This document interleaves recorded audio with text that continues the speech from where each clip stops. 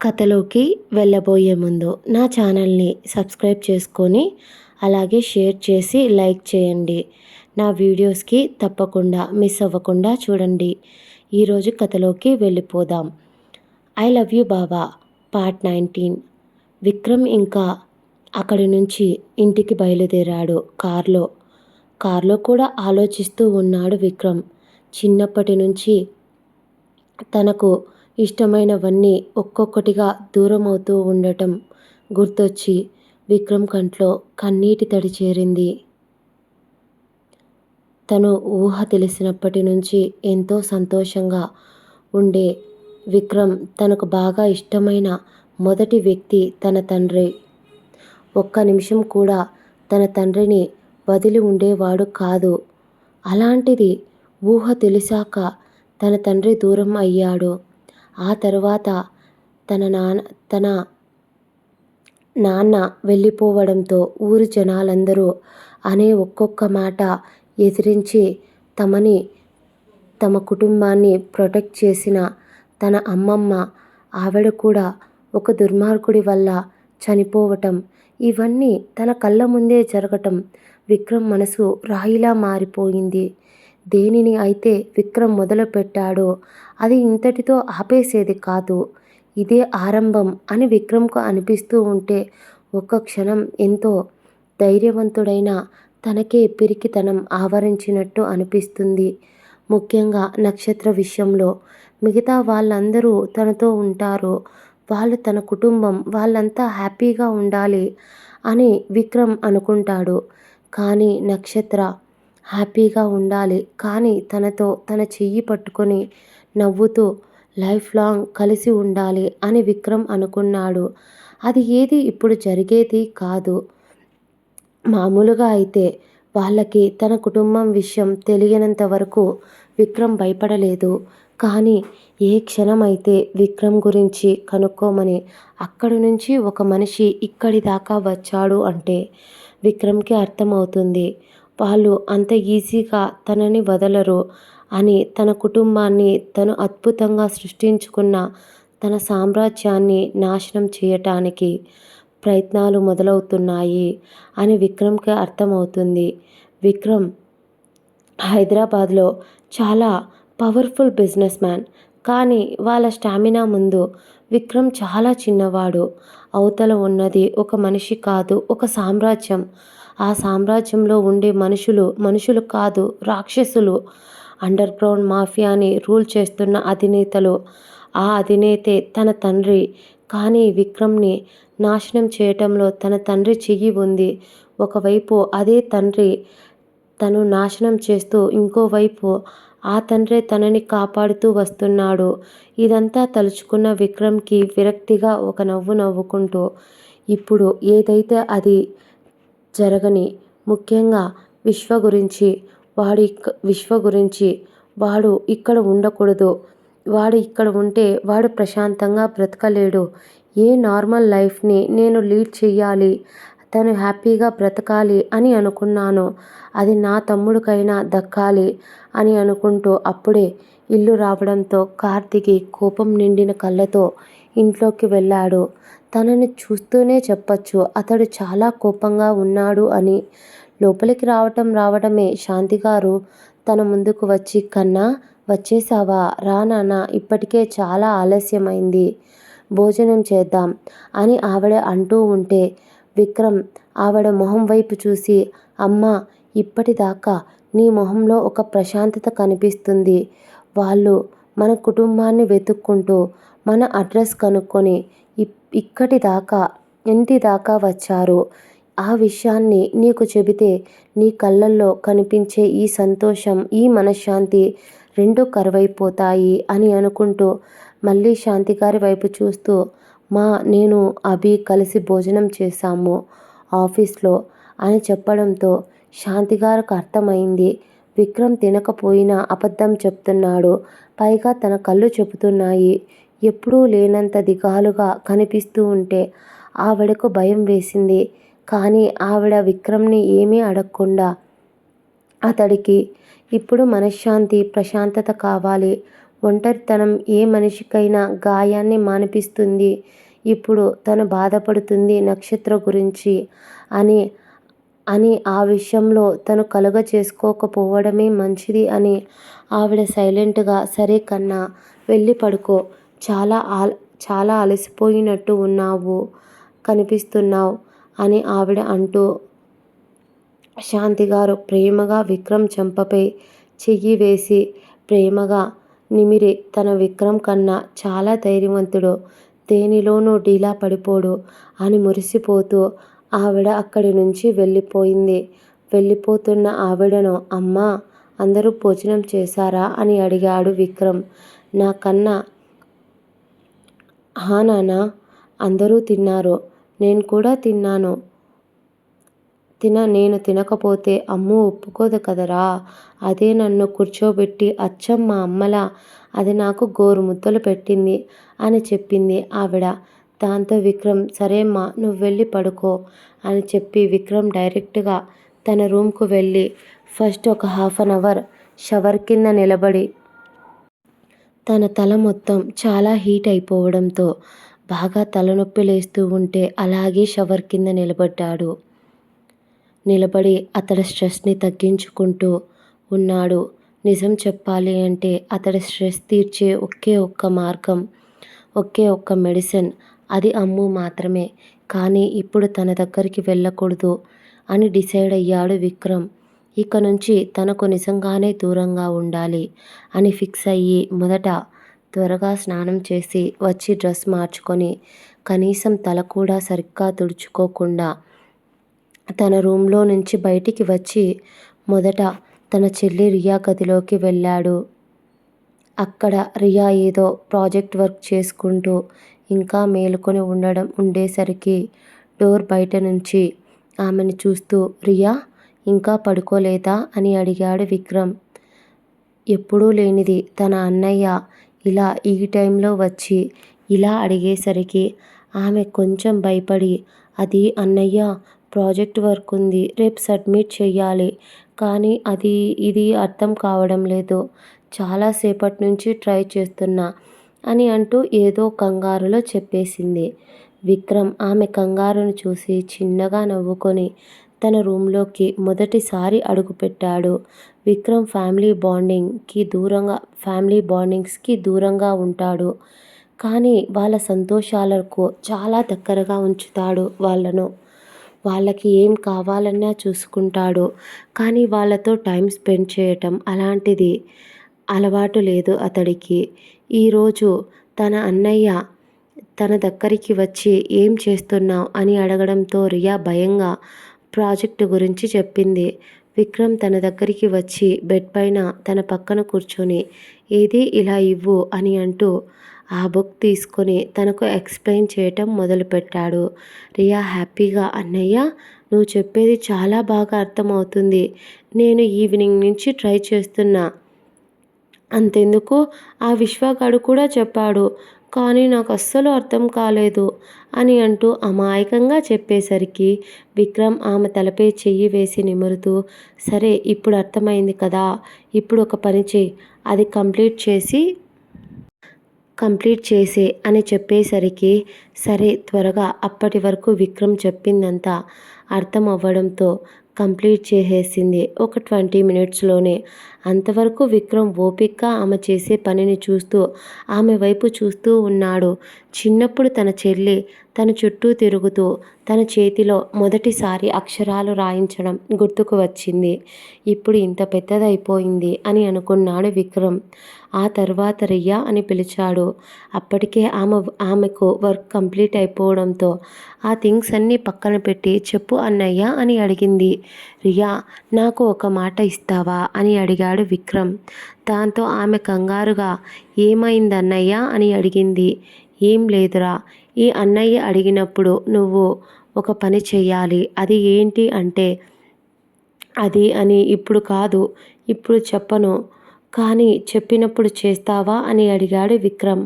ఆమె కూడా తన అన్నయ్య వైపు చూస్తూ అవును అన్నట్టు తల ఊపి ఖచ్చితంగా చేస్తాను అని అనడంతో విక్రమ్ సంతోషంగా సరే ఇప్పటికే ఆలస్యమైంది పడుకో అని చెప్పి విక్రమ్ లేచి వెళ్ళబోతూ ఉండగా ఏదో గుర్తు వచ్చి రియా కాలేజీకి వెళ్ళేటప్పుడు నువ్వు నాకు చెప్పి వెళ్ళు. అలాగే ఎక్కడికి సెక్యూరిటీ లేకుండా బయటికి వెళ్ళకు. ముఖ్యంగా నేను చెప్పే ఈ కొద్ది రోజులు బయట ఫ్రెండ్స్తో కానీ ఫ్రెండ్స్ని కూడా అవాయిడ్ చేయి, దూరంగా ఉంచు అని చెప్పాడు విక్రమ్. దాంతో అతడు చెప్పాడు అంటే ఏదో ఖచ్చితంగా ఏదో ఇబ్బంది అయి ఉంటుంది అని అని సరే అని ఆమె తల ఊపింది. ఆ తర్వాత విశ్వ రూమ్కి వెళ్ళాడు విక్రమ్. విశ్వ ఉన్నాడేమో రూమ్లో అని చూశాడు విక్కీ. కానీ తన రూమ్లో కనిపించలేదు విశ్వ. ఒక్క క్షణం విక్కీకి టెన్షన్గా అనిపించింది. కానీ ఈ టైంలో తన తమ్ముడు ఎక్కడుంటాడో అని గుర్తొచ్చి అటువైపుగా వెళ్ళాడు. రోజూ విశ్వ ఇదే టైంలో టెర్రస్పై ఒక మూలన అక్కడ చాలా చెట్లు ఉన్నాయి. అది పెద్ద టెర్రస్ కావడం వల్ల. కానీ విశ్వ ఉండేది ఒక చోట మాత్రమే. అక్కడే కూర్చొని ఆకాశాన్ని చూస్తూ జస్ట్ ఒక సిగరెట్ కాల్చి ఆ తర్వాత ఒక 1 అవర్ అక్కడే టైంపాస్ చేసి ఆ తర్వాత తన రూమ్కి వెళ్ళి నిద్రపోతాడు విశ్వ. స్టడీస్ కంప్లీట్ అయిపోయాయి. తన అన్నయ్య బిజినెస్ చూసుకోమని చెప్పాడు. చెప్పినా కూడా విశ్వ సైలెంట్గా ఉన్నాడు. విశ్వ ఓన్గా ఎదగాలి అని అనుకునే పర్సన్. అందుకే విక్రమ్ ఏం సమాధానం చెప్పకపోయేసరికి ఇంకా విక్రమ్ తనని ఇబ్బంది పెట్టాలి అనుకోలేదు. ఇలా ఇప్పుడు తన తమ్ముడి దగ్గరకు వెళ్ళి తన తమ్ముడు సిగరెట్ కాలుస్తూ ఆకాశం వైపు చూస్తూ ఉండడం చూసి విశ్వ అని పిలిచాడు. ఒక్క క్షణం తన అన్నయ్యను అక్కడ చూసి భయంతో సిగరెట్ పక్కకి పడేసి తన మొహం మీద ఉన్న పొగని చేత్తో పక్కకి ఊపుతూ ఉండడం చూసి విక్రమ్ తన దగ్గరికి వస్తూ ఉంటే విశ్వ భయంగా కళ్ళు మూసేశాడు. విక్రమ్ కొడతాడేమో అని అనుకున్నాడు విశ్వ. కానీ విక్రమ్ నవ్వుతూ తన తమ్ముడి భుజంపై చెయ్యి వేసి అతడి పాకెట్లో ఉన్న సిగరెట్ని ప్యాకెట్ తీసుకొని దాంట్లో నుంచి ఒక సిగరెట్ని తాను కూడా తీసుకొని ఇంకోటి విశ్వకిచ్చి అలాగే లైటర్ ఎక్కడా అని కళ్ళు ఎగరేశాడు. దాంతో విశ్వ షాక్ అయ్యి అన్నయ్యేనా లేదా అన్నయ్య అంతరాత్మ అని షాక్ అయి చూస్తూ ఉంటే విశ్వ వైపు చూసి కూల్రా, నేను ఏమీ అనడం లేదు కదా, ఇదిగో తాగు అని అంటూ కొంచెం తన తమ్ముడికి ధైర్యం చెప్పి తన పక్కనే కూర్చొని విశ్వ చెయ్యి పట్టుకొని ఆకాశంలోకి చూస్తూ విశ్వ అని పిలిచాడు. చాలా స్లో వాయిస్లో పిలిచాడు.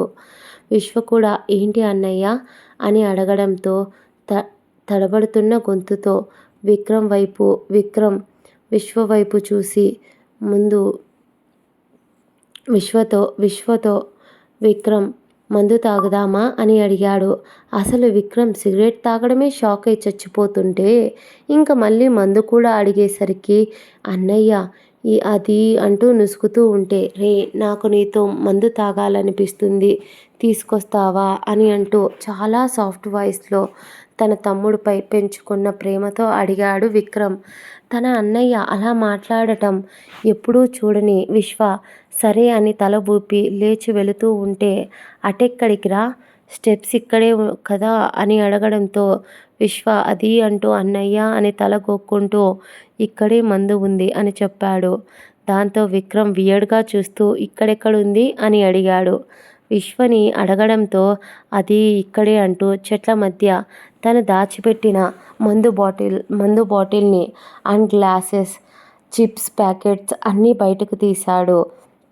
వాటిని చూసిన విక్రమ్కి కోప్పడతాడేమో తిడతాడేమో అని అనుకున్నాడు విశ్వ. కానీ ఒక్కసారిగా నవ్వేసి యూజ్లెస్ ఫెలో, నిజంగా అన్నకు తగ్గ తమ్ముడివేరా నువ్వు అని అంటూ తన తమ్ముడితో కలిసి విశ్వ ఫస్ట్ పెగ్ పోసి పోయంగానే ఒక గుక్కలో తాగేశాడు విక్రమ్. అది చూసిన విశ్వ అన్నయ్య ఈరోజు చాలా వింతగా బిహేవ్ చేస్తున్నాడు అని మనసులో అనుకుంటూ మళ్ళీ గ్లాస్లో మందు పోస్తూ విక్రమ్ వైపు చూస్తూ ఉన్నాడు. విక్రమ్ కూడా అలా కొద్దిసేపు ఇద్దరూ మందు తాగారు. విశ్వ మాత్రం జస్ట్ 2 పెగ్స్ తాగాడు అంతే. కానీ విక్రమ్ మాత్రం తన బాధను మరిచిపోవాలి అంటే ప్రస్తుతానికి ఇది మాత్రమే దానికి మెడిసిన్ అనుకుంటూ ఆ మందుని 2 బాటిల్స్ లేపేశాడు. విశ్వ ఎంత చెబుతున్నా విక్రమ్ వినడం లేదు. వినకపోయేసరికి విశ్వ కూడా ఇక ఏమీ చెయ్యలేకపోయాడు. అలా ఫుల్గా తాగేసి సైలెంట్గా మళ్ళీ కూర్చొని విశ్వ వైపు చూస్తూ విశ్వ అని చాలా స్మూత్గా పిలిచాడు. తన అన్నయ్య ఇంత స్మూత్గా పిలిచేసరికి హా అన్నయ్య అని తన అన్నయ్య వైపు చూస్తే తన అన్నయ్య కంట్లో కన్నీళ్ళు. ఐఎమ్ సారీ రా అని తన అన్నయ్య నోటి నుంచి వస్తున్న మాటని విశ్వ ఆపేస్తూ, అన్నయ్య నువ్వు నాకు సారీ చెప్పడం ఏంటి?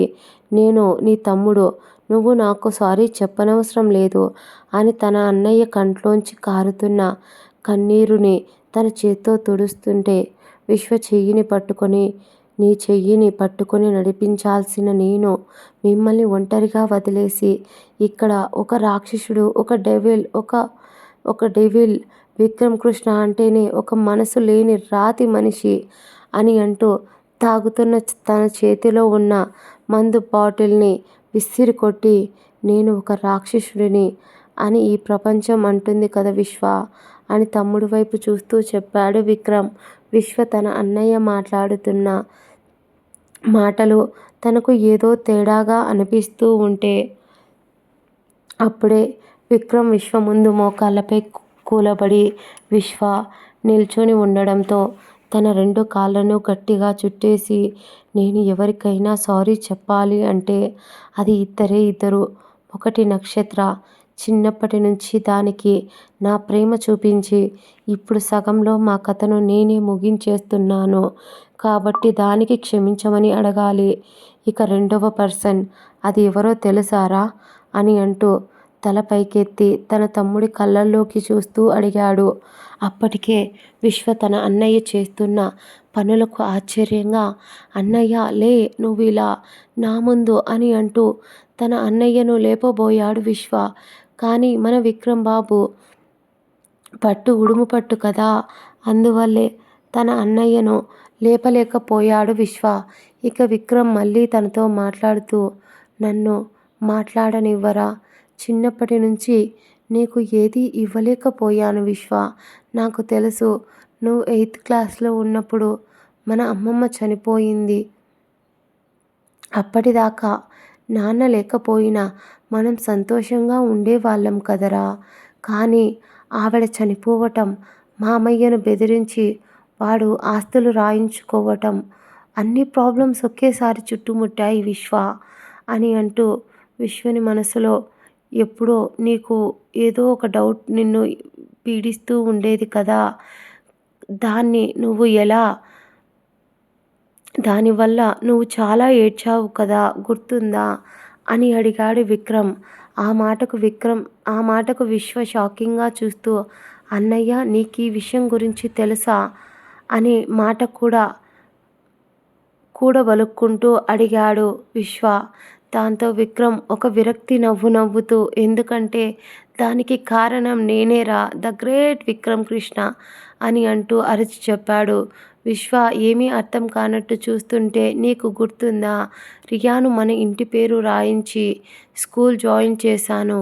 కానీ నిన్ను జాయిన్ చేయటానికి నేను కానీ అమ్మ కానీ మామయ్య వీళ్ళు ఎవరూ రాకుండా ఎవరో తెలియని వ్యక్తికి డబ్బులిచ్చి జాయిన్ చేస్తే అక్కడికి వెళ్ళాక ప్రిన్సిపల్ మీ ఇంటి పేరేంటి? ప్రిన్సిపల్ వెధవ నీ ఇంటి పేరు చెప్పమన్నాడు. నువ్వు మన ఇంటి పేరు చెప్పావు. కానీ నీతో పాటు వచ్చిన అతనితో నేను అబద్ధం చెప్పించా. నువ్వు ఒక అనాథవి, నీకు ఇంటి పేరు లేదు అని నీ కళ్ళ ముందే వాడు చెప్పాడు. నువ్వు వాణ్ణి నిలదీశావు. కానీ వాడు ఆ రోజు కొన్ని మాటలు నిన్ను అని బాధ పెట్టాడు కదా అంటూ విక్కీ తూలుతూ విశ్వ వైపు చూస్తుంటే, ఇదండి ఇవాల్టి ఎపిసోడ్. నచ్చితే లైక్ చేసి షేర్ చేసి సబ్స్క్రైబ్ చేయండి. అలాగే కామెంట్ చేయండి. దీంట్లో చాలా ఎమోషన్స్ ఉన్నాయి కాబట్టి సుత్తి కొట్టించుంటే సారీ. స్టోరీ ఎలాగుందో కామెంట్ చేయండి.